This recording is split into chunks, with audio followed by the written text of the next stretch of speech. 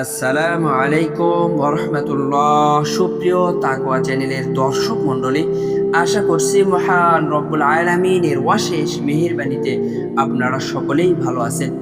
আজকে আলোচনা করব একান্ত অসহায় অক্ষমতায় সাহায্য পেতে হাদিস কোরআনে যে দোয়ার কথা বলা হয়েছে সে সম্পর্কে বিস্তারিতভাবে আলোচনা করব ইনশাআল্লাহ।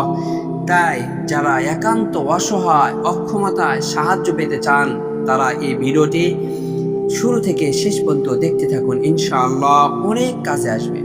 প্রিয় বন্ধুরা, যারা নিজেদের জীবনের সব কিছু আল্লাহর কাছে চান, আল্লাহ যখন যা দেন তাতেই সন্তুষ্ট থাকেন, এমন বান্দাদের অনুগ্রহ প্রার্থনা অন্যদের চেয়ে একটু ভিন্ন।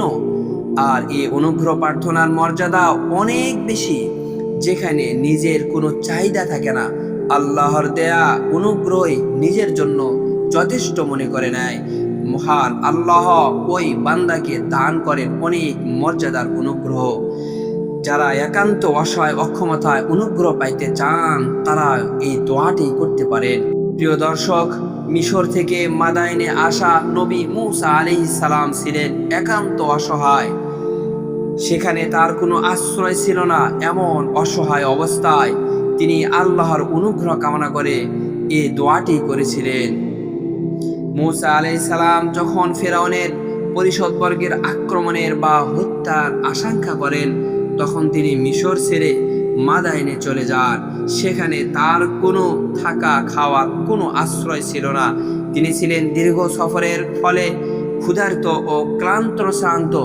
সে সময় দুই মেয়ের পশুগুলোকে পানি পান করানোর পর একটি গাছের ছায়ায় আশ্রয় নিয়ে আল্লাহর কাছে কল্যাণ বা অনুগ্রহ পাওয়ার দোয়া করেন। ফলে আল্লাহ তাআলা মূসা আলাইহিস সালামকে উত্তম আশ্রয় দান করেন। সুবহানাল্লাহ।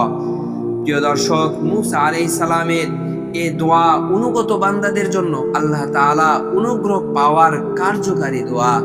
যারা একানিষ্ঠ বিশ্বাসের সঙ্গে নিজেদের সবকিছু আল্লাহর উপর ছেড়ে দেন এবং এই দোয়ায় আল্লাহর অনুগ্রহ ও কল্যাণ প্রার্থনা করেন, আল্লাহ তাআলা নিঃসন্দেহে তাদের অফুরান্ত কল্যাণ ও অনুগ্রহ দান করবেন। সুবহানাল্লাহ।